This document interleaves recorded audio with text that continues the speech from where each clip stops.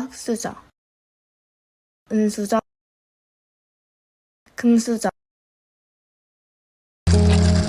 여러분은 이 게임을 보고 무엇이 떠오르시는가요? 최근 여러 사람들 사이에서는 개인의 노력보다는 부모로부터 물려받은 부에 따라 인간의 계급이 나뉜다는 수저 계급론이 떠오르고 있습니다. 사람들은 서로를 평가하고 자신이 처한 환경을 원망하며 수저 계급론의 늪에서 헤매고 있습니다. 환자명 대한민국은 이러한 사태에 주목해 계층 이동성 하락을 주요 주제로 다루고 있습니다. 저희는 환자명 대한민국의 내용을 따라가 보며 계층 간 이동성 하락이라는 대한민국의 병을 진단해볼까 합니다. 방금 전 보았듯이 계층 간 이동성 하락은 우리 사회의 병 중 하나입니다. 사람들은 계층을 이동하려 끊임없이 노력하지만 이루지 못하고 결국 굶어버리고 말죠. 저는 한번 이 병의 발병 경로를 찾아보려 합니다. 발병 경로는 한마디로 정의될 수 있습니다. 소득 불평등과 우연적 요소의 악순환, 계층은 태어날 때부터 정해져 있습니다. 한국의 소득 불평등은 해마다 심화되고 있으며 이는 계층 이동성 하락의 주요 원인 중 하나로 지목됩니다. 개인이나 세대 간 소득 분포가 균등하지 않다는 것은 차이 상위 계층이 부를 독점하고 있다는 의미와도 같습니다. 중하위 계층들이 번 돈이 결국 상위 계층에게로 돌아가고 중하위 계층은 끊임없이 가난해지죠. 방금 전 게임에서 보았던 것처럼 아무리 열심히 일해도 태어날 때 주어진 빚은, 재산은 변하지 않습니다. 이런 태어날 때부터 우리에게 주어진 우연적 요소가 우리 삶 전체를 결정하는 것입니다.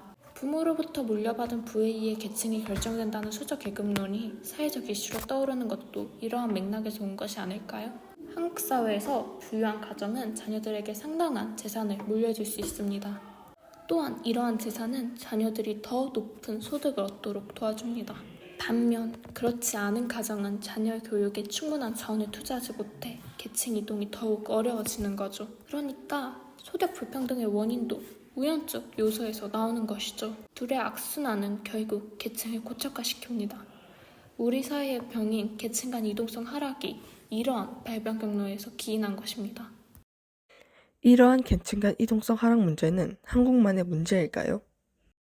유럽에서도 계층 간 이동성은 큰 문제가 되고 있습니다. 영국의 브렉시트가 대표적인 예시이죠. 코로나19 확산, 러시아의 우크라이나 침공 등 여러 요인들이 겹쳐 브렉시트 이후 영국 국민들은 큰 혼란을 겪고 있습니다.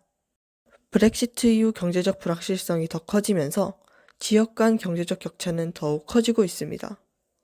특히 금융서비스와 자동차 산업을 포함한 여러 핵심 산업에서 해외 투자가 줄어들고 이에 따라 일자리가 감소하며 사회가 침체되어 갑니다. 저임금의 외국인 노동자가 빠져나가면서 트럭 운전자의 수가 급감했고 이에 따라 물류운송 대란이 발생했습니다. 물류운송 대란에 따라 이후에 일부 온라인 쇼핑몰은 영국으로 배송해야 하는 주문은 아예 받지 않기도 하자 영국 국민들의 불만은 점점 쌓여가고 경제는 침체되기 시작합니다. 심지어 주유소에 기름이 공급되지 못해 사람들이 차에 기름을 넣지 못하는 상황까지 일어났습니다. 함께 물가 상승세도 막을 수 없게 되었습니다.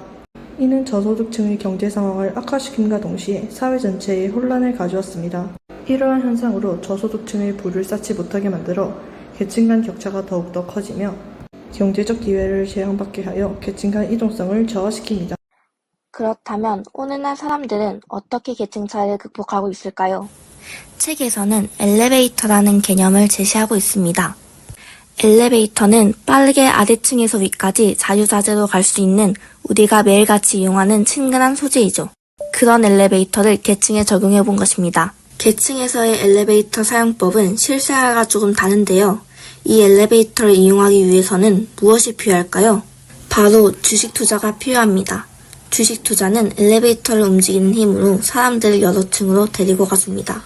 사람들은 노동자와 자본가 두 경계 주체를 옮겨다니며 주식 투자와 같은 방법을 통해 자본을 축적하여 자신들의 계층을 바꿔나갑니다. 실제로 주식을 통해 계층 이동을 이룬 사례들이 증가하고 있으며 이는 낙수 효과보다 더 주목받고 있습니다. 엘리베이터는 미래에 대한 불확실성이라는 요소가 존재하기에 상대적으로 모두에게 공정하게 적용된다 느껴지기도 합니다. 주식의 미래를 예상할 뿐 확신할 수는 없으니까요. 특히 2020년부터 시작된 코로나와 불경기라는 상황이 겹쳐 이른바 주식 열풍이 붕괴된 것입니다.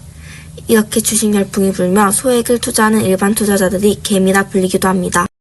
하지만 개미들은 한국보다 외국으로 눈을 돌리고 있습니다.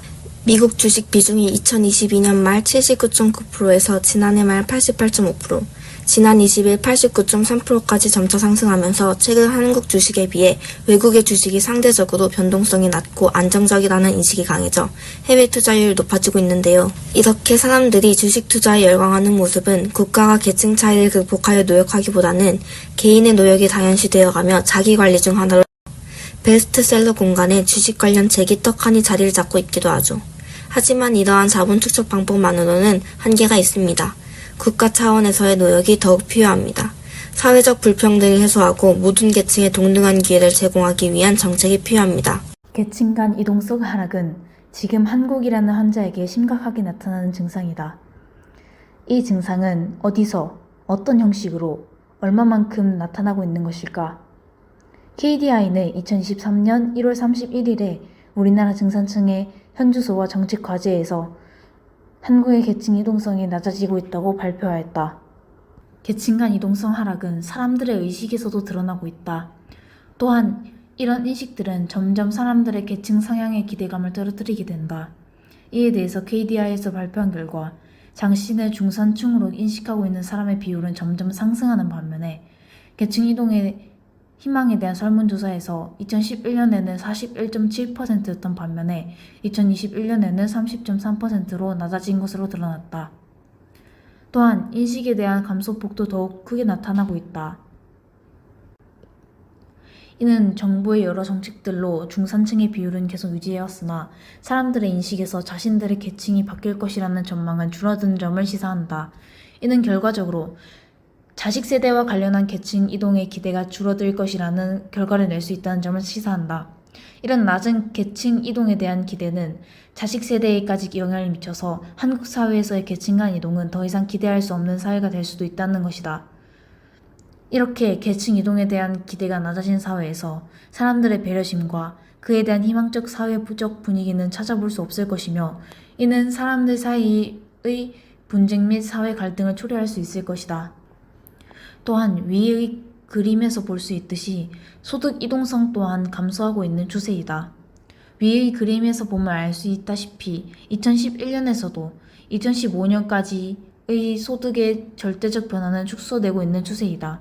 또한 1년 시장 소득 기준으로 2011년보다 2015년도의 기준 연도 대비 소득의 변화가 더욱 감소한 것으로 드러났다. 이렇게 감소하는 추세는 둘 다 동일하게 드러나고 있는 모습이다. 또한 다른 연구에서도 비슷하게 소득 이동성 하락의 추세를 논하고 있다. 이렇게 한국은 계층 간 이동성 하락에 대해서 위와 같은 증상을 직접적으로 드러내면서 보여주고 있다. 이 증상은 더욱 심해질 것이라는 전망 또한 존재하고 심화된 계층 간 이동성 하락에서 오는 여러 사회적 불안정과 사회적 갈등이라는 합병증도 전망되는 가운데 우리는 한국이라는 환자를 어떻게 낫게 할 수 있는 것일까? 하지만 한국의 증상을 완화시킬 필요가 있다는 점은 틀림없는 사실일 것이다.